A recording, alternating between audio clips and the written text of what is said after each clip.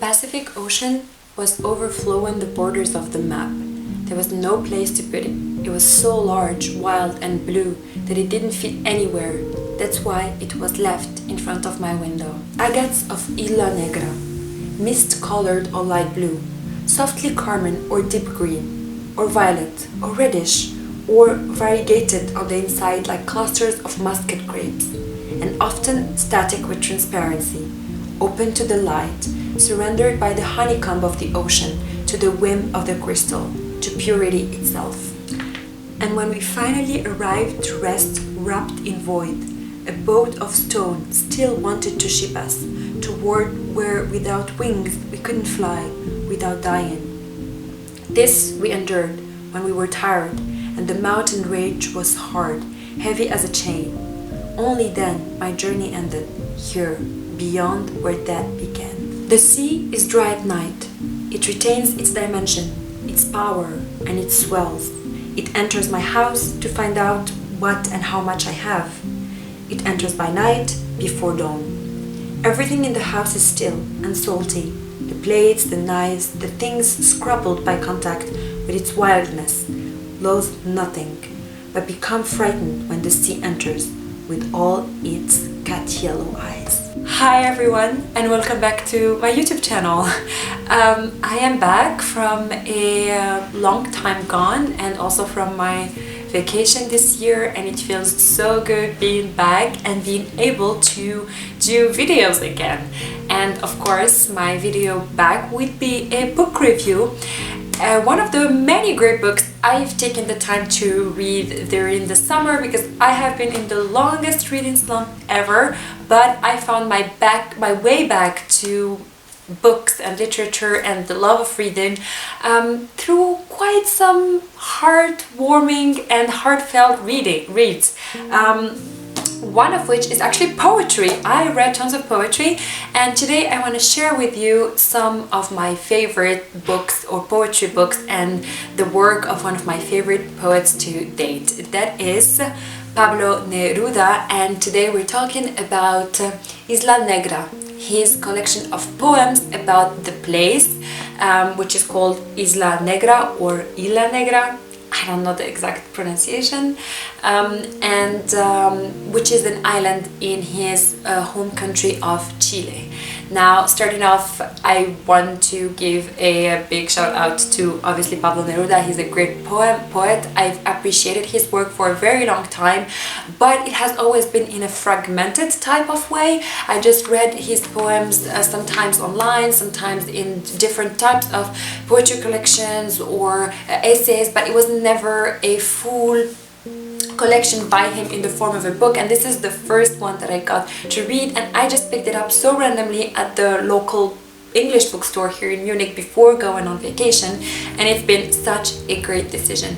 In this book, Pablo Neruda basically shares his impressions and his life in the island, which pretty much has become or would become his home. And the island for him is literally a word that's shaping him as a person, especially in later stages of his life. So the whole book is him exploring this nature of the Pacific Ocean that's surrounding him, exploring the ocean and everything it has to offer, from the fauna, the flora, the richness of that natural element, which is the ocean, and him as part of that natural element, which is the ocean. And this is one of the things I truly appreciated and loved about the book, is that how nature is such a central topic, and how the ocean with all its little creator is a central topic in the book, and well, basically is the whole book. And funny enough, there's a lot of poems and literally a lot of pieces that are all about different creatures of the Pacific, of the sea. Especially toward the end, it just becomes fully about every single little creatures that make up that vastness, which is the Pacific Ocean. So poems about seaweed, the sea urchin, shells, starfish, crayfish, conch shell, seals, sea anemone. What I really appreciated also about the poems here is simply the huge familiarity, almost intimacy of the author with the sea, with the ocean, with the island. He writes about it in a way which makes him and nature feel as one, and makes his meditations on it as a stagnant part of an exploration of his identity. Basically, he explores himself through the sea, the movement of the sea, the creatures of the sea,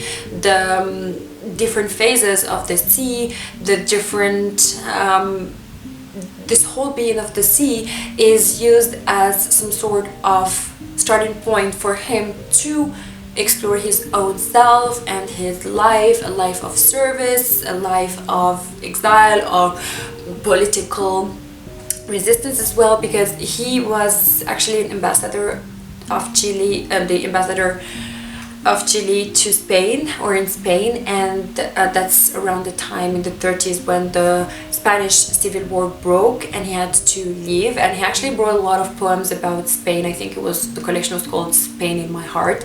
And there's also a lot of small, very, very small hallucinations to the resistance to oppression, to exile, and to the meaning of homeland, and what home is, as well as speaking of some of his friends who either perished or died during the war or have been a symbol of resistance, and all of this while keeping the general scenery of the sea grounded. And it's really interesting because when I read the book, I was at the beach, but it was the Atlantic, because I read it back home in Rabat in Morocco, and it was such a nice experience to read his reflections on the Pacific, his experience with the Pacific, as I was looking over the Atlantic. And I have such a nice relationship with that. Well, such a relationship. I have a lot of love for the ocean because I grew up by that, and I think that once you grow up by the ocean, it really makes you something, I feel like, or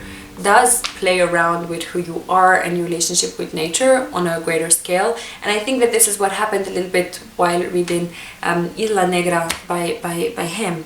And one of the other things I truly enjoyed was this, I spoke about it, this blurriness between the surrounding and the self. When does yourself stop, and when does the surroundings start? When do you as the poet stop existing, and where does your inspiration, your muse, which is the sea, starts, and how is that line connected to the way you create your art and you create your work of or your body of poetry, and basically just manifest that creativity, which is something I truly enjoyed and loved reading between the lines. The writing itself is just wonderful. I think this is one of my favorite accounts of man versus nature relationship in poetry in general. It's so well done, it's so strong, and you wouldn't think that actually reading poems about little sea creatures like catfish and starfish and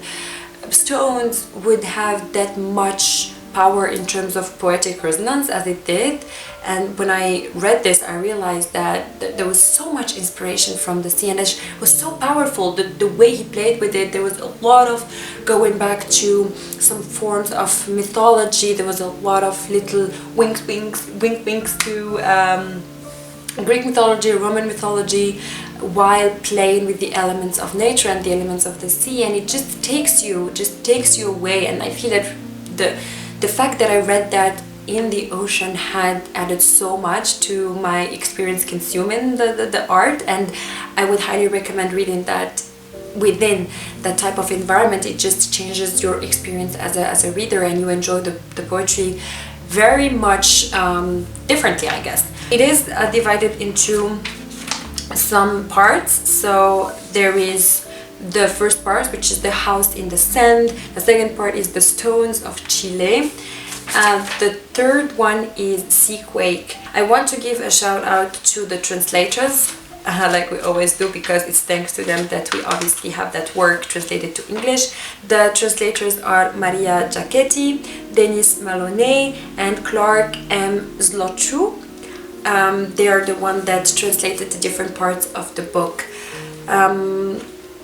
I just think that the depiction of pain as well was so well done, but done in a very mythic and it was very mythology inspired. I feel the way he was portraying pain and painful existential occurrences. This was done in the way that mythology speaks of its heroes and heroic acts of living through a pain, or like this eternal burden of pain. It was done that way here, and I just appreciate it a lot.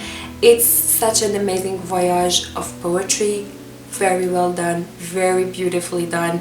I loved it, and I can't wait to pick up different collections for him in the form of books. And the one that I really want to pick up, even though I already know quite a lot of poems from that collection, it's 20 love poets and 20 love poems and one song of despair, and the song of despair, something like that. And I really want to pick it up.